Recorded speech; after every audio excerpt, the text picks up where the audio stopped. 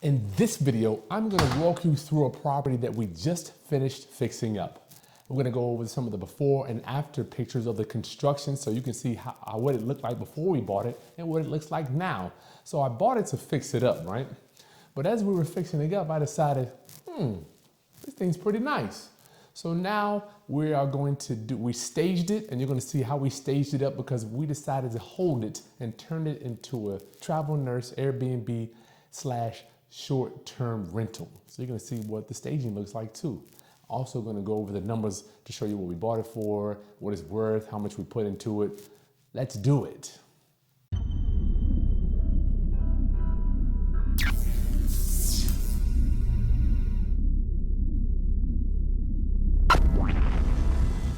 Okay, class, it's Chris Haskins with therealestateroundup.com. My mission and ministry is to raise your financial literacy through real estate investing and entrepreneurship. So we bought this property to fix it up and sell it. We're gonna go over the numbers in a minute.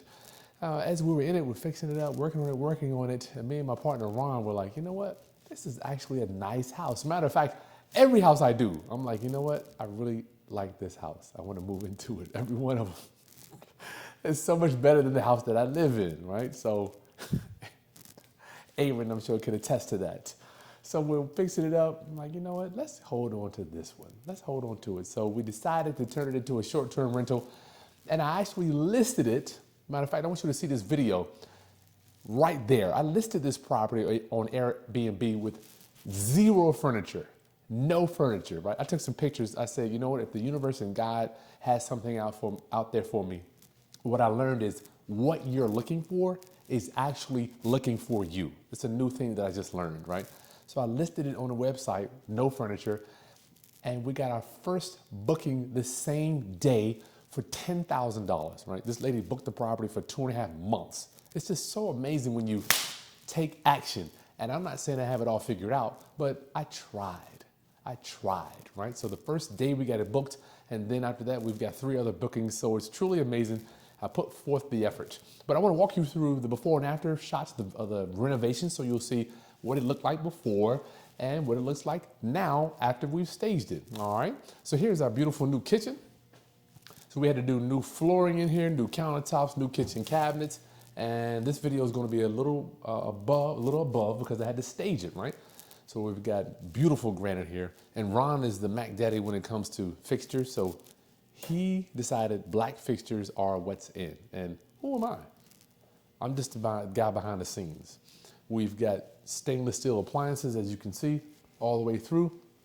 And when you do Airbnb, you have to give them dishes, right? So every tenant that comes will have access to dishes, and we have silverware in here. And this stuff is not expensive. I think we might have spent $7,000 to $8,000 on the staging, and you'll see all the bedding upstairs. We got towels, mitts for your hot pans and everything. Anything else in here you think we need to showcase, Aaron? Okay, we got pictures on the wall, and always, one of the things I didn't understand earlier in my career, greenery. Gas to have your greenery. It's something about greenery that makes a home feel warm and welcome. All right, so this is our kitchen. Oh yeah, the kitchen table too, you saw that. This is our living room. We'll call it the great room because it's attached to our kitchen. You see, we got those. Let's talk about some of the staging. These chairs here. Oh, Aaron, we got to show them some before kitchen too. Go ahead and flip that on. So before that kitchen there. So these chairs I got off of Facebook Marketplace for $40 for all 3. So that's like $12.50 a piece. New flooring once again. We got vinyl, luxury vinyl plank throughout. All of our furniture downstairs we got from thrift store, right? And I think this stuff was, I don't even remember, $500 for all this stuff. Greenery in the corner we get over there. My favorite store, Roses. Roses, you remember that from back in the day? Roses, y'all, that's where you get your greenery from. Pictures on the walls, call it a day, I'm done with it. TV up there, put a 55-inch and a camera and a clock on the wall. That probably ran us $350. You got any questions down here, Aaron? No, I'm good. All right, cool. This is just a bathroom. You said we don't need to show that one? No. Okay. Pictures on the walls makes it feel home. Let's go ahead and cut to the office so we'll go over the numbers together real quick, then we'll go upstairs. So I hope you're enjoying my property flip turned short-term rental, right? It's crazy. We're gonna flip it. Now we decided to turn it into, the reason I'm going over this number, I wanna go over the numbers with you now so I can show you how we did it, maybe to help you with your next property flip or short-term rental you decide to do. So the purchase price, our maximum allowable offer was $245,000, right? Our reno happened to be, we thought it was gonna be a lot less. It's always more in real estate. Never go into a property thinking that you're going to spend less than you think, right? I've been doing this since 2004. Every one of them been more on reno. Holding costs about $5,000. That's going to be for my lenders, taxes, insurance, roughly there, because we bought this one. We've been in it for about 4 months now. ARV on this one was $360,000. So we anticipated on selling it. So 360 was our ARV. That's the price that we're going to sell it for. Back out 245 for the purchase price, back out reno, closing costs. So we're all in for roughly 295, 300,000.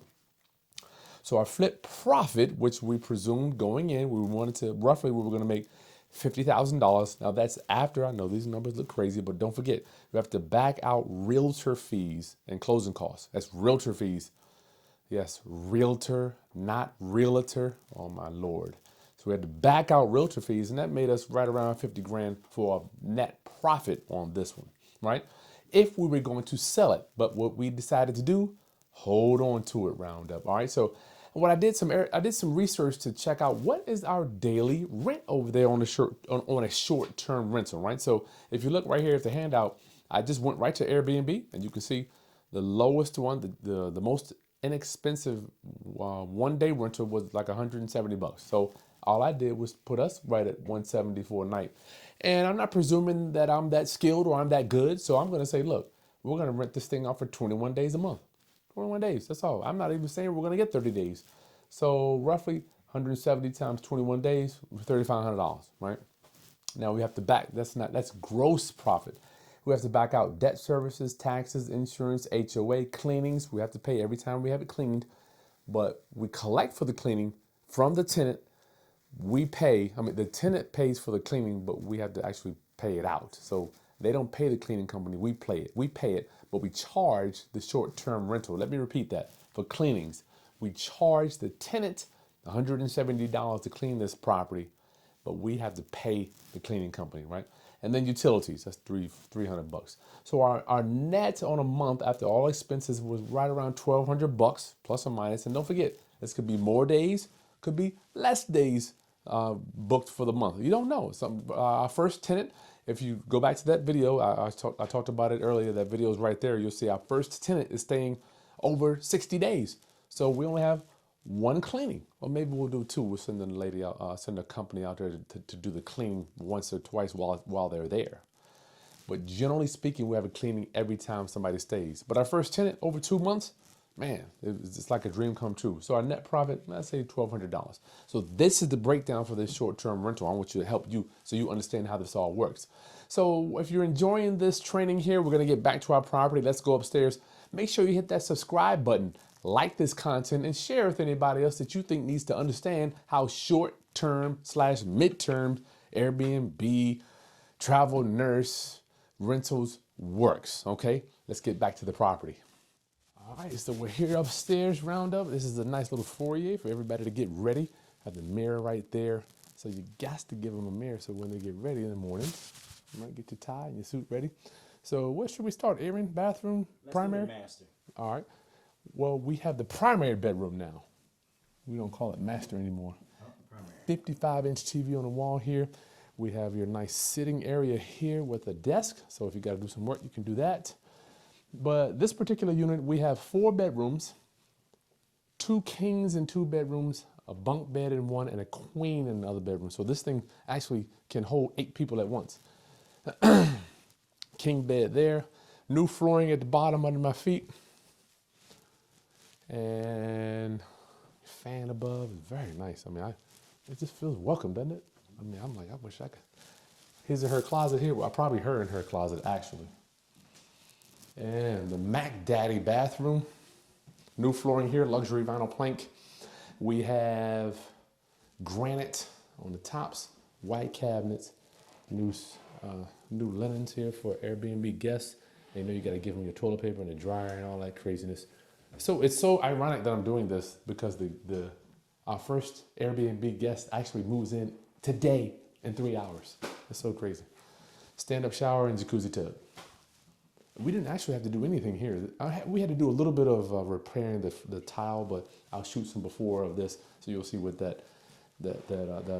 vanities looked like before we came in. Very nice. I don't want it to leave, actually. We'll kind of hang out here. All right, so that's the primary bedroom. We got our, this is the second bedroom here with a king.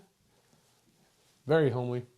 So a couple can live here. This is why I believe this place is more attractive, because people want larger beds. So 2 couples could come here and split the cost. What people are looking for nowadays is to be able to share costs on their housing when they're traveling. So came out pretty good. Got a 50-inch TV in every bedroom.